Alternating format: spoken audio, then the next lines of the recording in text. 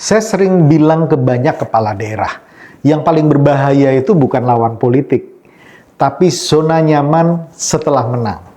Oleh karena itu, survei kepuasan publik di tahun pertama kepala daerah sangatlah penting. Ada 4 alasan mengapa ini bukan hanya penting, bahkan wajib dilakukan. Apa alasan itu? Mari kita bahas bersama.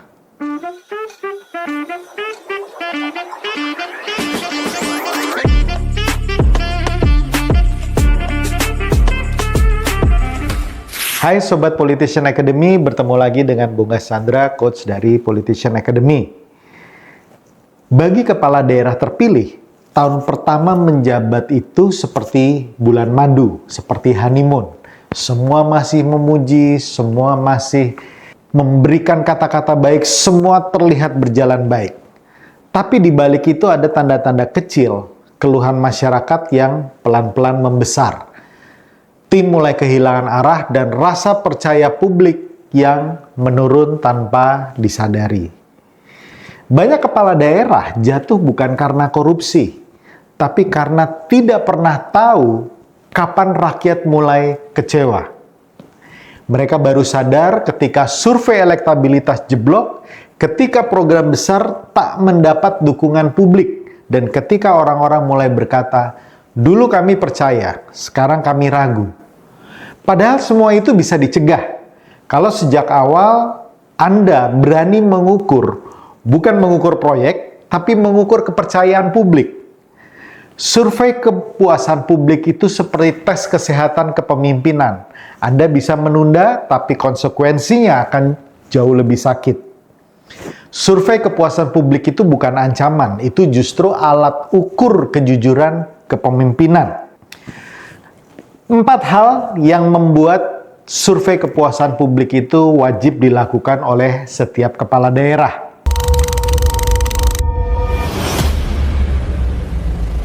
Alasan pertama, politik tanpa data sama dengan navigasi tanpa kompas. Kalau Anda memimpin tanpa data, itu seperti berlayar tanpa peta. Anda mungkin berlayar dengan semangat, tapi bisa tersesat kapan saja. Survei yang dilakukan memberi sense of direction, tahu apakah program benar-benar dirasakan oleh masyarakat.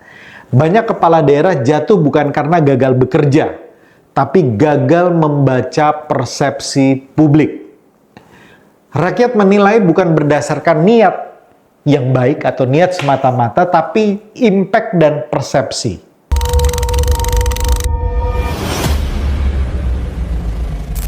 Alasan kedua, tahun pertama itu adalah momentum yang menentukan narasi. Tahun pertama adalah tahun pembentukan persepsi. Sekali narasi terbentuk, susah sekali untuk mengubahnya di tahun-tahun berikutnya.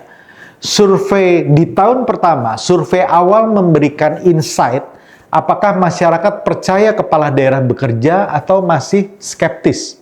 Dari hasil itu, tim bisa memperbaiki komunikasi publik, prioritas kebijakan, dan arah narasi sebelum tahun kedua. Analoginya, tahun pertama itu seperti ujian diagnosis kesehatan. Lebih baik tahu sekarang daripada terlambat saat penyakitnya membesar.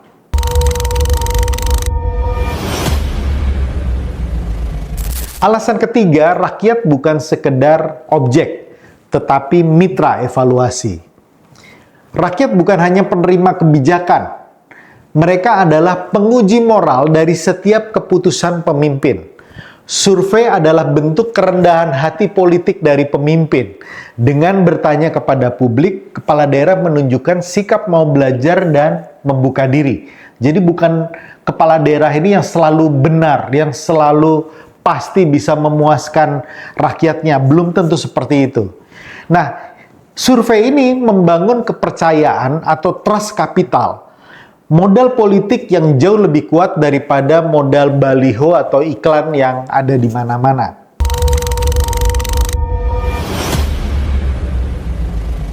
Alasan keempat, memastikan tim birokrat bekerja sesuai arahan. Tim birokrat Anda adalah garda terdepan kebijakan Anda, dan mereka juga perlu dievaluasi kinerjanya. Kadang-kadang pemimpinnya hebat, kepala daerahnya keren, tetapi tidak terimplementasikan baik dengan birokrat-birokrat di bawahnya. Kadang program yang baik itu bermasalah karena implementasinya lemah. Nah, survei di sini memastikan program Anda terimplementasi dengan baik dan dirasakan manfaatnya oleh masyarakat. Survei di tahun pertama akan mengukur pencapaian dan program dan kebijakan yang menjadi janji kampanye Anda. Survei juga menjadi alat ukur bidang-bidang program dan kebijakan yang masih lemah, dan selanjutnya jadi alat ukur kinerja tim birokrat Anda. Tim birokrat Anda juga perlu dievaluasi bagaimana pencapaiannya, bagaimana implementasi kerjanya bisa menerjemahkan keinginan pemimpin atau tidak. Setiap pemimpin punya cermin, tapi sayangnya banyak kepala daerah yang justru takut bercermin. Mereka takut melihat apa yang sebenarnya rakyat rasakan, takut mendengar keluhan, takut menatap fakta, takut mendengar kritik. Dan ingat, pemimpin yang takut mendengar kebenaran dari rakyat, cepat atau lambat akan dipaksa mendengarnya melalui kekalahan. Politician Academy mengajak para kepala daerah untuk berani belajar dari rakyat, berani mendengarkan, berani mengevaluasi diri.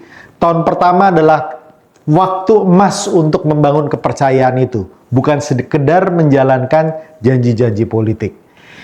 Ikuti program LEAPS dari Politician Academy. LEAPS singkatan dari Leadership Evaluation and Public Trust Survey dari Politician Academy. Kami bantu kepala daerah menata strategi berbasis data dan kepercayaan publik.